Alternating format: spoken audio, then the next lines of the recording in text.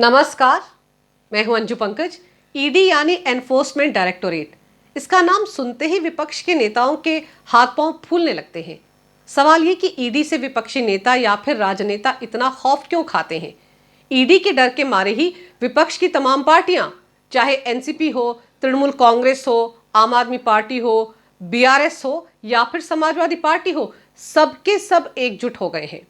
दरअसल सीबीआई को तो ये नेता बहुत हल्के में लेते रहे हैं, लेकिन एनफोर्समेंट डायरेक्टोरेट यानी ईडी का कानून ऐसा है कि इसमें सजा का प्रावधान तो है ही, साथ में अवैध तरीके से कमाई गई सारी संपत्ति को ईडी जब्त भी कर सकती है। और तो और ईडी की कस्टडी में अगर आप एक बार चले गए तो आपको जमानत भी आसानी से नहीं मिल सकती। और अब तो केंद्र सरकार ने एक नया नोटिफिकेशन जारी करके ना सिर्फ ईडी की जांच के दायरे को और बढ़ा दिया है, बल्कि इसकी पावर और अधिकारों को भी बढ़ा दिया गया है। तो क्या क्या बदलाव किए गए हैं ईडी के कानून में और कैसे अब ये भ्रष्टाचार करने वालों के लिए और ज्यादा खतरनाक कानून बन गया है, इसी पर बात करने के लिए इस वक्त मेरे साथ मौजूद है सुप्रीम कोर्ट के एडवोकेट विजय सरदाना जी। नमस्कार विजय जी, बहुत बहुत स्वागत है आपका मेरे चैनल पर। नमस्कार अंजू जी। विजय जी, ये बताइए कि अब लालू प्रसाद यादव की दिक्कतें या उनके परिवार के लोगों की दिक्कतें या बिहार के डिप्टी सीएम की दिक्कतें कितनी बढ़ गई हैं, क्योंकि ईडी ने खुलासा कर दिया है कि वो जो 24 ठिकानों पर रेड मारी गई थी उसमें क्या कुछ बरामद हुआ है। 600 करोड़ की अवैध संपत्ति का खुलासा भी ईडी ने किया है। अंजू जी, सबसे पहले आपको और सभी दर्शकों को मेरा प्रणाम। देखिए, ये बहुत महत्वपूर्ण और गंभीर मुद्दा है, क्योंकि पिछले कई दशकों से इस देश में एक मान्यता हो गई थी कि पॉलिटिशियंस कुछ भी करें, उन पे कोई हाथ नहीं डाल सकता। और आम आदमी सड़क पे बैठ के यही सोचता था कि हम इतनी मेहनत करते हैं और हमारे को घर चलाना मुश्किल हो जाता है। और बहुत सारे राजनेता जिनकी गरीबी की हालत पूरे देश को पता थी, अचानक वो सब लग्जरी में, 5 स्टार में ये सब रहने लगे। आफ्टर ऑल इनके पास कमाई आई कहां से? क्या इन्होंने कोई ऐसी कंपनी बनाई जिसमें बिलियंस ऑफ डॉलर इन्वेस्ट हुए, या इन्होंने कोई ऐसा इन्वेंशन या इनोवेशन किया जिसके कारण इनको रॉयल्टी मिली या टेक्नोलॉजी का पैसा मिला? After all source of funding क्या है इनकी लग्जरी का? ये एक हिंदुस्तान के हर आदमी के दिमाग में एक सवाल ये है, और इसीलिए राजनेताओं की साख हमेशा आम आदमी के मन में नीचे गिरी है। इस बार जो प्रक्रिया हो रही है, ये वही सवालों का जवाब है जो आम आदमी ढूंढना चाह रहा था कि आफ्टर ऑल ये राजनेता कमाते कैसे हैं। क्योंकि जब ये मंत्री होते हैं तो इनको जो मंत्री की तनख्वाह वही मिलेगी, अगर ये एमएलए एमपी है तो इनको वही तनख्वाहें मिलेंगी जो बाकियों को मिलती हैं। तो ये अचानक ये लग्जरी कहां से आ जाती है? ये अचानक सैकड़ों करोड़ के मालिक बन कैसे जाते हैं? और हिंदुस्तान में करप्शन एक पार्ट ऑफ कल्चर बन गया था, ऑफिशियल कल्चर। और सड़क पे भी अगर आप किसी आदमी से पूछो, या ठेले वाले से पूछो, या सब्जी वाले से पूछो कि भाई इतनी महंगाई हो गई, क्या लूट मचा रखी है, उसने कहा साहब ऊपर से नीचे तक सब जब लूट रहे हैं उनको तो आप कुछ नहीं बोलते। हमने 2 रुपए सब्जी के ज्यादा ले लिए तो आप लोग शोर मचाने लगते हैं। नेताओं को आपने आज तक कुछ बोला? एक आज तक इस देश में ये धारणा थी, जितने हमारे दर्शक हैं वो इस बात से सहमत होंगे कि इस तरह से एक आम आदमी की मानसिकता इस देश में बन गई थी कि आप भ्रष्टाचार करो, और अगर आप पॉलिटिकल सिस्टम या पॉलिटिशियन हो तो आपको कोई कुछ नहीं कर सकता, आपका कुछ नहीं बिगड़ेगा। क्योंकि चोर चोर मोसेरे भाई, जो सत्ता में आएगा वो चोर होगा, क्योंकि उससे पहले वाले ने अपना बनाया, अब जिसको सत्ता मिली है उसको मौका मिलेगा, वो बनाएगा, आम आदमी पिसता रहेगा। पिछले 75 साल यही धारणा इस देश की थी, और इसीलिए इस देश का बेड़ा गर्क रहा। आज स्थिति यह है कि जिन लोगों ने इस सोच के साथ देश को लूटा, देश के संसाधनों को लूटा अपने निजी इस्तेमाल के लिए, जब इस देश की संस्थाएं उनके खिलाफ काम कर रही हैं तो हंगामा बरप रहा है। हर जगह हर सारे जिन लोगों को पता है कि जिन्होंने इस देश को लूटा है, वो सब आज एक साथ गैंग अप हो रहे हैं सरकार के अगेंस्ट, ईडी के अगेंस्ट, सीबीआई के अगेंस्ट। लेकिन इस बात का जवाब नहीं दे रहे कि ये संपत्ति आई कहां से। मूल सवाल का जवाब कोई नहीं दे रहा है कि लालू जी के पास ये संपत्ति कहां से आई। हर आदमी ये कह रहा है साहब ईडी उनके पीछे क्यों पड़ी और सीबीआई उनके पीछे क्यों पड़ी। तो जो ये सवाल कर रहे हैं उनको पहले इस सवाल का जवाब देना चाहिए कि साहब इनके पास संपत्ति आई कहां से। और अगर इस सवाल का जवाब नहीं है तो ऐसे किसी भी इंसान को, चाहे वो हिंदुस्तान में किसी भी रूप में है, उसको ईडी और सीबीआई पे उंगली उठाने का कोई हक नहीं। लेकिन तो ये स्थिति आज है जी। लेकिन विजय जी एक चीज और है कि अब जैसे ये पिटारा खुल गया है, सीबीआई से होते होते मामला ईडी तक पहुंच गया और ये जितने भी राजनेता हैं ये सीबीआई से ज्यादा ईडी से डरते हैं। तो इसकी वजह क्या है? क्योंकि उनको लगता है एक बार मामला ईडी के पास पहुंच गया, मनी लॉन्ड्रिंग का केस दर्ज हो गया, तो फिर तो वो सालों के लिए अंदर हो जाएंगे। क्योंकि उदाहरण हम सबके सामने है, सत्येंद्र जैन का मामला है, अनिल देशमुख का मामला है, अब तो चलो 13 महीने बाद वो बाहर आ गए हैं, नवाब मलिक का मामला अभी तक अंदर है, जैसे तैसे संजय राउत भी बाहर निकल कर आ गए हैं। लेकिन ईडी के पास फंसता मतलब लंबे समय के लिए न पुजारा। देखिए बड़ा इंटरेस्टिंग सवाल है आपका ये, और थोड़ा सा हम अपने दर्शकों की जानकारी के लिए मैं ईडी का थोड़ा सा बैकग्राउंड बता देता हूं। देखिए जो ईडी काम करती है वो करती है money laundering, prevention of money laundering act के तहत, जो 2002 में आया था। 2002 में ये कानून क्यों लाना पड़ा ये भी जानना जरूरी है, क्योंकि 89 के अंदर एक अंतरराष्ट्रीय लेवल पे G7 कंट्रीज ने एक निर्णय लिया कि पूरी दुनिया में जहां पे भी पैसा इन्वेस्ट होता है, लोग वर्ल्ड बैंक से लोन लेते हैं, विकसित देश विकासशील देशों को पैसा देते हैं डेवलपमेंट फंड के रूप में, बाकी सहायताएं दी जाती हैं, सब कुछ होता है, अरबों रुपए खर्च होता है, लेकिन देशों का विकास नहीं हुआ। तो ये पैसा जाता कहां है? तब ये चीज सामने आई कि जो लोग डिसीजन मेकिंग पोजीशन पे हैं वो जनता का पैसा लूटते हैं। अब वो डिसीजन मेकिंग पे कौन कौन लोग हैं ये भी डिफाइन किया है बड़ी इंटरेस्टिंगली उन्होंने। जो आदमी पॉलिटिकली रिस्पॉन्सिबल पोजीशन पे है वो सब समाज के लिए एक हिसाब से खतरा है अगर वो अपने पद का दुरुपयोग करते हैं तो। उदाहरण के लिए सारे मंत्री, सारे बड़े अधिकारी, सारे जजेस, सारे पब्लिक सेक्टर यूनिट्स के डायरेक्टर्स एंड सीनियर मैनेजर्स, बाकी जितने भी लोग हैं, इवन मिलिट्री ऑफिसर्स, मतलब जिनकी कलम में वो ताकत है कि वो लोगों का भला या बुरा कर सकते हैं, वो सब समाज के लिए एक हिसाब से खतरा है अगर वो ईमानदारी से काम नहीं कर रहे। तो जो अंतरराष्ट्रीय लेवल पे एक संस्था है, इंटर गवर्नमेंटल ऑर्गेनाइजेशन, जिसको कहा जाता है FATF, financial action task force, इसका हेड ऑफिस है फ्रांस में, पेरिस में। यह संस्था गाइडलाइन बनाती है और हर देश को यह कहा गया है कि आप इस गाइडलाइन को फॉलो करिए, आप अपने हिसाब से टूटा फूटा कानून नहीं बनाएंगे, क्योंकि उनको पता है कि खाना पूरी के लिए सरकारें एक फालतू सा कानून बना देंगी और कह देंगे जी कानून के हिसाब से सब ठीक चल रहा है तो हम क्या कर सकते हैं। उन्होंने कहा नहीं, आपके कानून की जरूरत नहीं है, गाइडलाइंस हम बनाएंगे, आप उसको अडॉप्ट करिए। उसके बाद यह कहा गया कि आपने वो गाइडलाइंस अडॉप्ट करी या नहीं, इसकी चिट्ठी हम आपसे नहीं लेंगे, आपका सर्टिफिकेट नहीं चाहिए। जैसे केजरीवाल साहब सबको बांटते फिर रहे हैं कि हमने देख लिया जी सब चोर हैं, सब ईमानदार हैं, हम कट्टर ईमानदार हैं। यह सर्टिफिकेट केजरीवाल साहब से नहीं चाहिए, या भारत सरकार से नहीं चाहिए, या मोदी जी से भी नहीं चाहिए। वो बाकी जो FATF के मेंबर कंट्रीज हैं उनका एक डेलीगेशन हर देश में भेजते हैं कि जाइए वहां ये देखिए कि prevention of money laundering act जो उन्होंने बनाया है, क्या वो सही बनाया है? अगर सही बनाया है तो उसका एनफोर्समेंट सही हो रहा है या नहीं हो रहा है? किस तरह से वहां के एनफोर्समेंट डायरेक्टरेट काम कर रहे हैं या नहीं कर रहे? क्या वास्तव में जिन लोगों को पकड़ा गया उनको सजा मिली या नहीं मिली, या खाना पूरी हुई?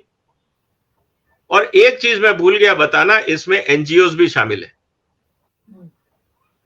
क्योंकि उनका यह कहना था कि जब कोई भी आदमी इस तरह का भ्रष्टाचार करता है, सत्ता में बैठ के लोग समाज का कई रूप से नुकसान कर सकते हैं। उदाहरण के लिए, एक तो डेवलपमेंट फंड जो जनता के काम में लगना चाहिए था, उसकी चोरी होती है।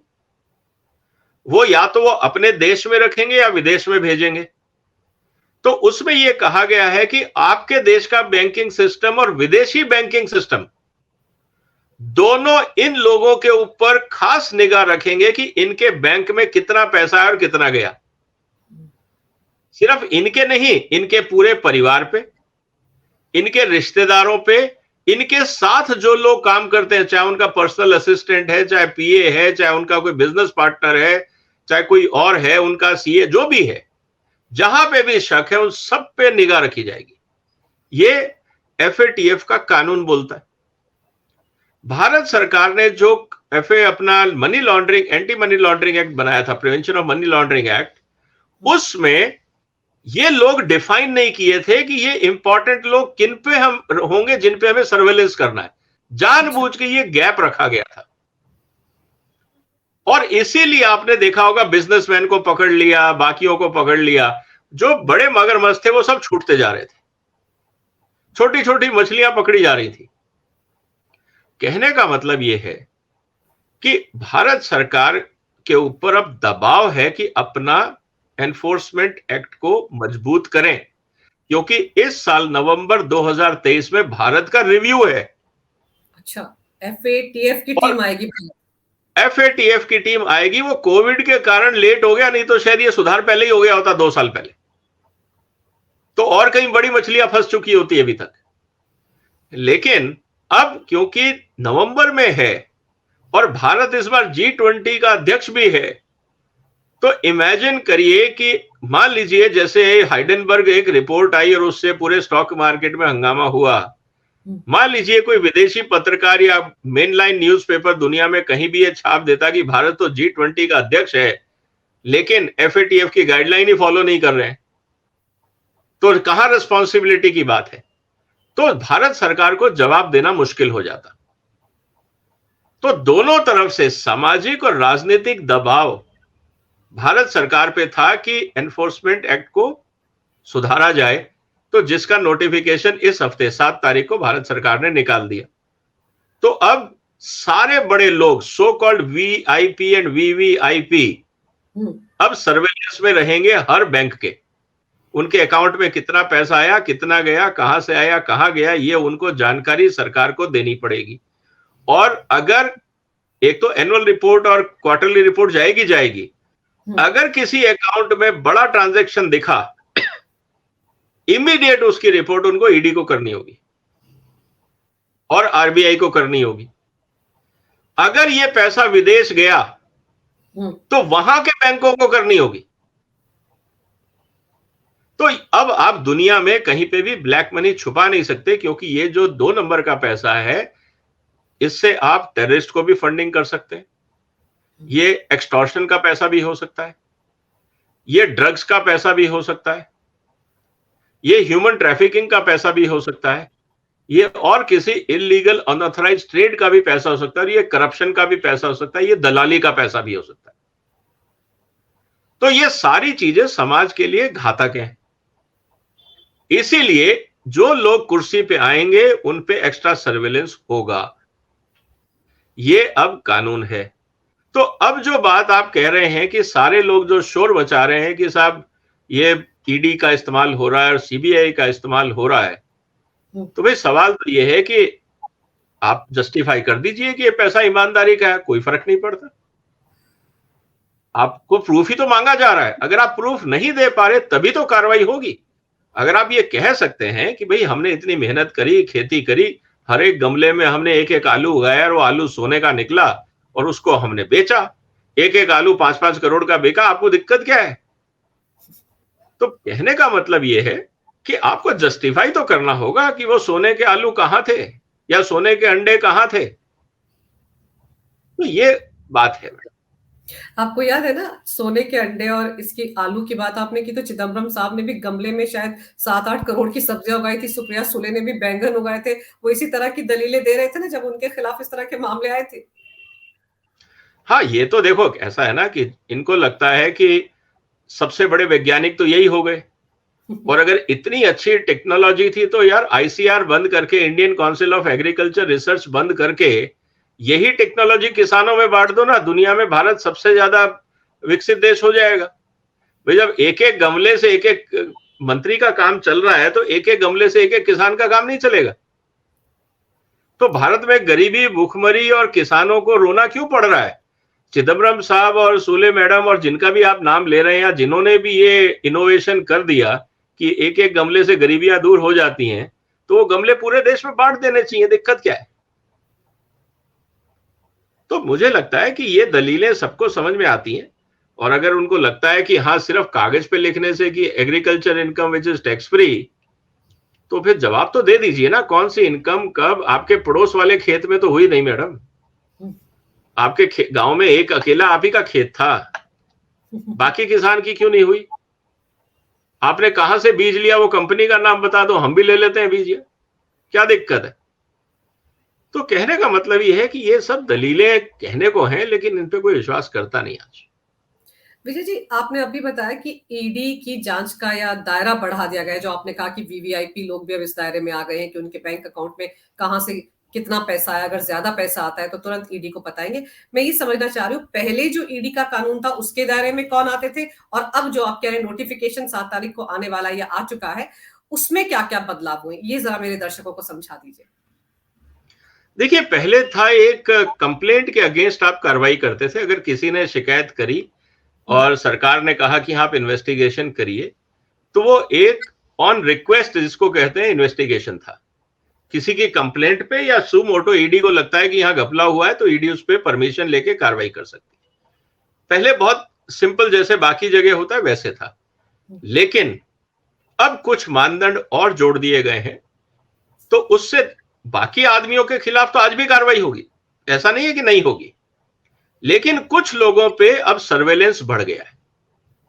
जैसे क्रिप्टो करेंसी में जो आदमी ट्रेड करेगा उस पर सर्वेलेंस रहेगा, जो आदमी वीवीआईपी पोजीशंस पे है, वीवीआईपी पोजीशंस मतलब जो लोग ऐसे, इंक्लूडिंग जजेस, इस बात को ध्यान रखिएगा, जजेस भी इंक्लूडेड हैं, क्योंकि आप इस बात को समझिए कि देश, सिर्फ ये कानून हिंदुस्तान के लिए नहीं है, पूरी दुनिया का कानून है। एनजीओज को इसमें इंक्लूड किया गया है, यहां तक कि एनजीओज के जो प्रमोटर्स हैं, डायरेक्टर्स हैं, और बहुत सारी ऐसी संस्थाओं के की मैनेजमेंट पर्सन जो वहां का डायरेक्टर है, इंक्लूडिंग इंटरनेशनल बॉडीज, जैसे मान लीजिए भारत में यूएन का ऑफिस है, उसका डायरेक्टर, डिप्टी डायरेक्टर, वो भी सर्वेलेंस में रहेंगे। क्योंकि देखिए, इस बात को आप मानिए कि एनजीओज के नाम पे पाकिस्तान में आतंकवाद को कौन फंड कर रहा है? हाफिज सईद का एनजीओज ही है ना।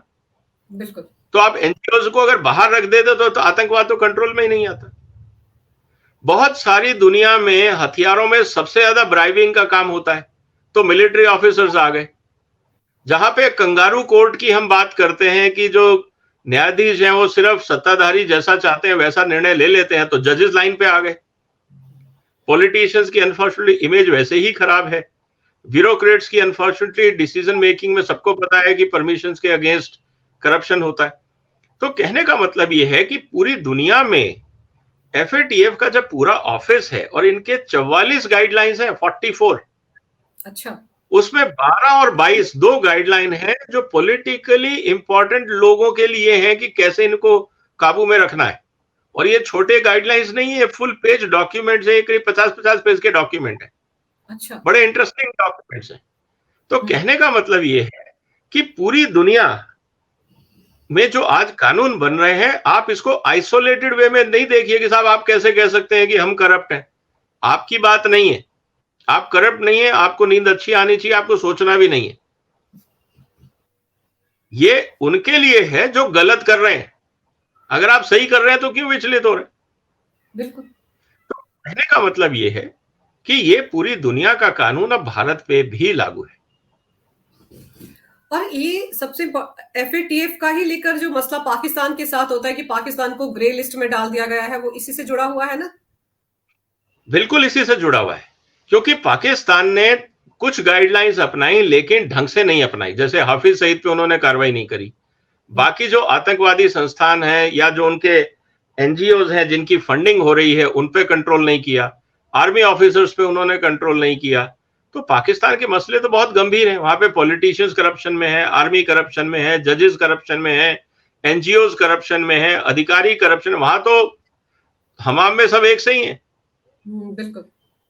तो कहने का मतलब ये है कि तो पाकिस्तान पे जब उन्होंने कहा कि कानून तो बना दिया लेकिन एनफोर्समेंट कुछ नहीं है, टूटा फूटा कानून बना दिया आपने, आप सुनना ही नहीं चाह रहे, तो उन्होंने ग्रे लिस्ट पे डाल दिया और उनकी फ्रीक्वेंसी जो है वो बढ़ा दी। सर्वेलेंस की हर 6 महीने बाद चेक करेंगे कि आप सुधार कर रहे हो या नहीं। एक लिमिट के आगे वो सुधार नहीं करते तो उसको ब्लैक लिस्ट में डाल देंगे। जैसे ही ब्लैक लिस्ट में डाला जाएगा, इसका मतलब वो देश भ्रष्टाचार को प्रमोट कर रहा है, आतंकवाद को प्रमोट कर रहा है, इलीगल एक्टिविटीज को प्रमोट कर रहा है, क्रिमिनल एक्टिविटीज को प्रमोट कर रहा है। इसका मतलब ये है ऐसे देश के साथ कोई भी सरकार, कोई भी अंतरराष्ट्रीय संस्था, इवन प्राइवेट इन्वेस्टर्स काम नहीं करेंगे। इसका मतलब यह है कि अगर वहां पे आज कोई मान लीजिए यूनिलीवर काम कर रही है या नेस्ले काम कर रही है, उन पे ये मॉरल और एथिकल प्रेशर होगा कि आप वाइंड अप करके बाहर आइए। ऐसी संस्था और ऐसे देशों के साथ आप क्यों काम कर रहे हैं जो आतंकवाद को प्रमोट कर रहे हैं? तो ये बहुत चिंता की बात है।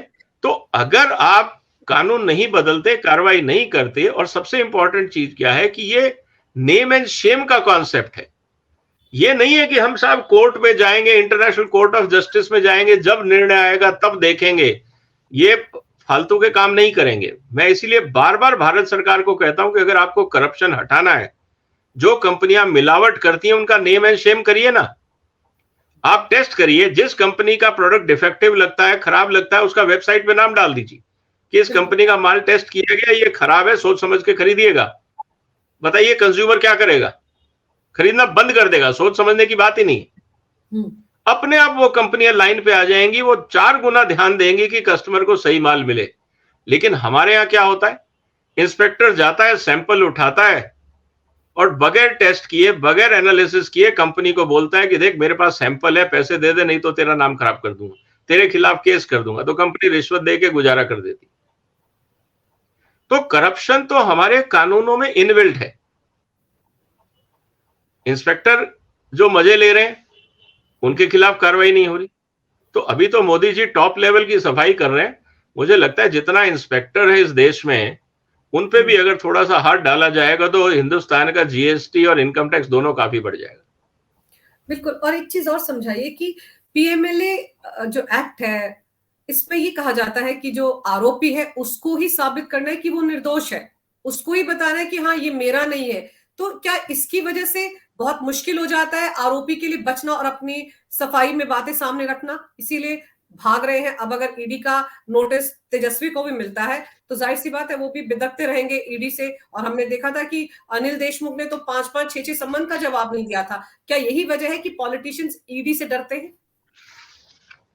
देखिए, ईडी की सबसे इंपॉर्टेंट चीज क्या है कि आप अगर किसी भी रूप में कोई इंफॉर्मेशन कंसील करते हैं, देखिए सबसे इंपॉर्टेंट चीज क्या है कि आप बेगुनाह साबित कर दीजिए ना।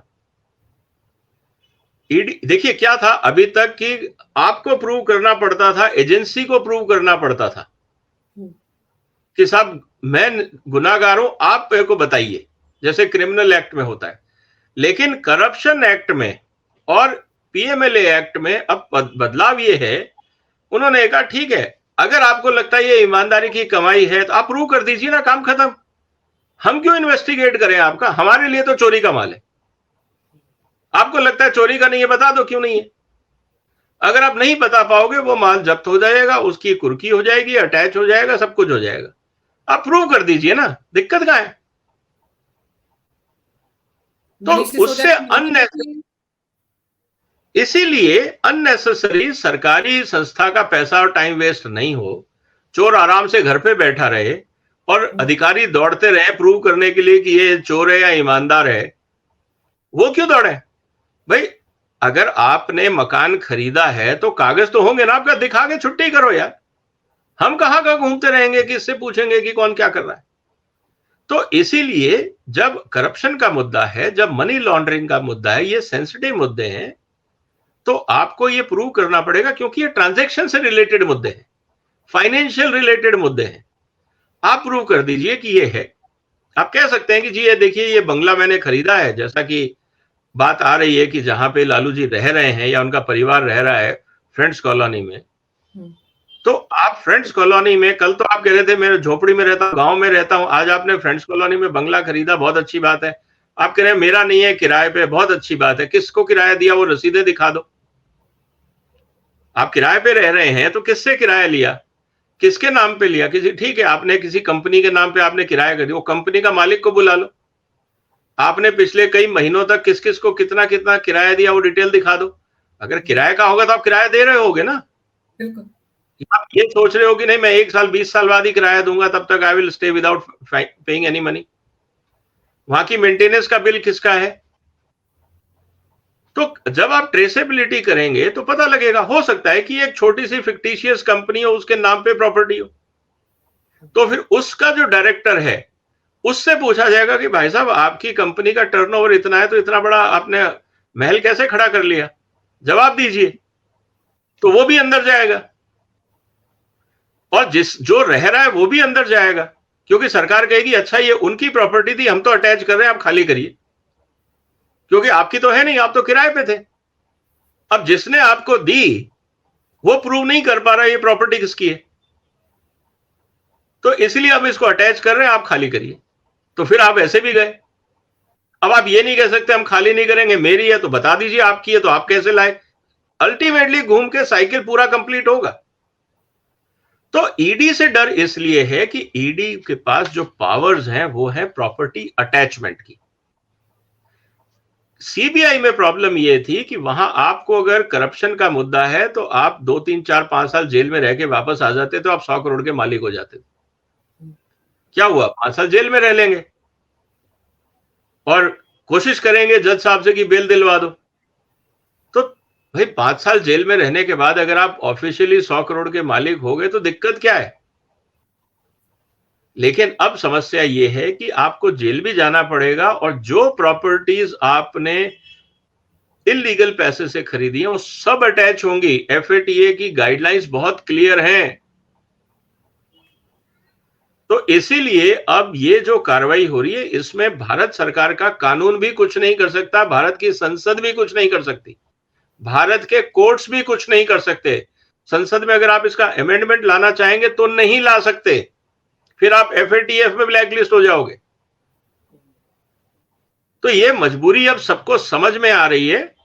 तो वो जो अच्छे दिन थे वो चले गए करप्ट लोगों के, लेकिन ये हमें जो समझना होगा।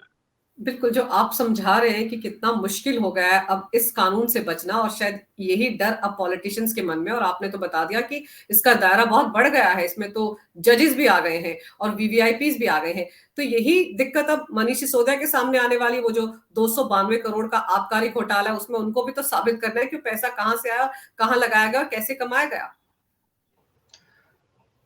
मैडम इस बात को समझिए कि ये सिर्फ मनीष सिसोदिया नहीं, उनका पूरा परिवार, उनके सारे रिश्तेदार शामिल होंगे। उनके जो पीएस थे, उनका जो पर्सनल स्टाफ था, जो भी उनके दाएं बाएं जिनके साथ भी, चाहे उनका इलेक्शन एजेंट रहा हो, जो भी रहा हो, कई लोग दायरे में आएंगे। आने वाले समय में आप देखिएगा बहुत सारे लोग वीआईपी से दूर रह के काम करेंगे, क्योंकि हम क्यों फंसे बीच में मंत्री जी के चक्कर में या नेताजी के चक्कर में। कल को नेताजी ने कोई गड़बड़ करी और मेरे ऊपर भी इन्वेस्टिगेशन होगा कि आप भी बताओ आपके पास क्या क्या प्रॉपर्टी है, मैं क्यों फंसना चाहूंगा। तो आने वाले समय में अभी लोगों को जागरूकता नहीं है, लेकिन जैसे जैसे लोगों को जागरूकता आएगी लोग मंत्रियों से दूर रहेंगे। जो अभी कहते हैं ना कि I know mantri and I am friend with him and we are close friend, कोई नहीं बोलने वाला है। जो बोलेगा नहीं मेरे बहुत अच्छे रिश्ते हैं, तो पीएमएलए के दायरे में आप भी one of the potential suspect बन गए। तो आप एल मुझे मार कौन करना चाहेगा। तो हर आदमी दूर से सलाम करेंगे। मंत्री जी बहुत अच्छी बात है, खुशी हुई आपसे मिलके, बस इसके आगे दुआ सलाम बाद में, जब आप सत्ता में नहीं होगे तब दुआ सलाम करेंगे। जब आप सत्ता में हो तब तक हम आपसे थोड़ा डिस्टेंस ही मेंटेन रखेंगे। और आपको याद होगा ताकि 2000 मैं आपको बीच में पूछ रही हूँ, सवाल मेरे दिमाग में अभी आया कि 2013 में जब ये चारा घोटाले में लालू प्रसाद यादव को सजा हुई थी और 25 लाख का जुर्माना हुआ था, तब इन्हीं अरविंद केजरीवाल ने एक ट्वीट किया था और तब ये लिखा था कि 25 लाख का जुर्माना, 5 साल की सजा, स्वीट डील। ये उनका उस वक्त का ट्वीट था। तो यही था ना, क्योंकि प्रॉपर्टी तो जब्त नहीं हो पाई थी, सीबीआई जब्त नहीं कर सकती, वो आप समझा रहे हैं, लेकिन ईडी जब्त कर सकती है। इसीलिए शायद अब हाथ पांव फूल रहे हैं इन सभी पॉलिटिशियंस के। यही तो बात है ना मैडम जी, कि अब जो कानून है वक्त के साथ, अब पहले क्या था कि स्वीट डील बिल्कुल है और यही होता रहा था। आप नीचे की अदालतों में गवाहों को तोड़ मरोड़ देते थे, एफआईआर को तोड़ मरोड़ देते थे, बाकी चीजें हो जाती थी। इसीलिए एफएटीएफ ने कहा हमें एफआईआर से मतलब नहीं है, ये सब कागजी कार्रवाई हमको पता है ये कैसे होता है। देखिए, जब दुनिया काम करती है ना, वो बहुत एडवांस लेवल पे करती है, वो लोकल पॉलिटिक्स में नहीं फंसती है। उन्होंने कहा हमें इससे मतलब नहीं है कि आपका था एफआईआर थानेदार ने लिखी थी और सुबह लिखी थी और 24 घंटे में लिखी थी या लेट लिखी थी, हमको टेक्निकलिटीज में जाना ही नहीं है। सीधा सीधा बताइए कि आपके पैसे और बैंक अकाउंट्स में कहां से कितना एसेट आया, सीधे काम की बात करिए। एफआईआर से हमें कोई लेना देना नहीं है। अगर आपके बैंक अकाउंट में पैसा है, आपके नाम पे प्रॉपर्टीज हैं, आपके नाम पे एसेट्स हैं, इन्वेस्टिगेट करिए कहां से आई, खत्म। एफआईआर में नहीं लिखा हुआ है वो आपकी प्रॉब्लम है, अगर आपने नहीं लिखा है तो। फैक्ट क्या है? फैक्ट ये है कि आपके बैंक अकाउंट में ट्रांजैक्शन हुआ है। फैक्ट ये है कि मंत्री बनने के बाद आपकी एसेट्स ग्रो हुई है। फैक्ट ये है कि आपके आसपास जितने लोग हैं उनकी एसेट्स ग्रो हुई है। आपके नाम पे नहीं है तो आपके रिश्तेदारों के नाम पे है, आपके दोस्तों के नाम पे हुई है, इन-लॉज के नाम पे हुई होगी। आपने कई तरीके ढूंढे होंगे। उन्होंने कहा हमें एफआईआर के चक्कर में मत डालिए, वो आपका इंटरनल प्रॉब्लम है। हमें तो सीधा कंक्लूजन पे आइए कि ये एसेट आया, इसका सोर्स बता दीजिए। नहीं बता सकते, अटैच करिए, खत्म करिए। अगर आपने विदेश में पैसा ट्रांसफर किया है तो विदेशी सरकार आपको डिटेल देगी और विदेशी बैंक अकाउंट भी वहीं सीज हो जाएगा, आप कुछ नहीं ऑपरेट कर पाएंगे उसको। तो दुनिया बहुत सिंपल है। हम लोग जानबूझ के कानूनों को कॉम्प्लिकेटेड बनाते थे, उसमें गैप रखते थे ताकि जब फंसे तो पतली गली से निकलने का रास्ता हो। और अनफॉर्चुनेटली यही होता रहा 75 साल। लेकिन अब ये तमाशे बंद होंगे, थोड़ा टाइम लगेगा, क्योंकि जो 75 साल पुरानी आते हैं, लोगों को अभी भी लगता है कि I will manage, I know how to manage. ये जो एक स्टेटमेंट चलता है ना, वी विल मैनेज, अब वो थोड़ा वो अंग्रेजी सुधारने में टाइम लगेगा। लेकिन जैसे आप बता रहे कि 2002 में ये कानून बना, 2004 से 2014 तक का जो मामला है, जब यूपीए सरकार थी, उस दौरान ही लालू प्रसाद यादव के ये मामले सामने आए थे। लेकिन तब भी उन्हें याद है आपको, आय से ज्यादा संपत्ति के मामले में सीबीआई ने ही क्लीन चिट दिया था। उस वक्त जाहिर सी बात है, जोड़ तोड़ की सरकार थी, यूपीए की सरकार थी, तो लालू प्रसाद यादव पर बहुत ज्यादा डिपेंड करती थी कांग्रेस। तो क्या इसलिए उस वक्त इन मामलों को ये कानून होते हुए भी दबा दिया गया? और अब जब 2014 के बाद से फुल फ्लेज सरकार आई, जिसको जोड़ तोड़ की राजनीति नहीं करनी है और उनका सोच भी अलग है कि ना खाऊंगा ना खाने दूंगा, इसलिए मामले खुल रहे हैं और पहले बचाया गया लालू यादव को। देखिए, अब जैसा मैंने कहा कि अब तो सरकार की नैतिक जिम्मेवारी हो गई है, दुनिया बदल गई है।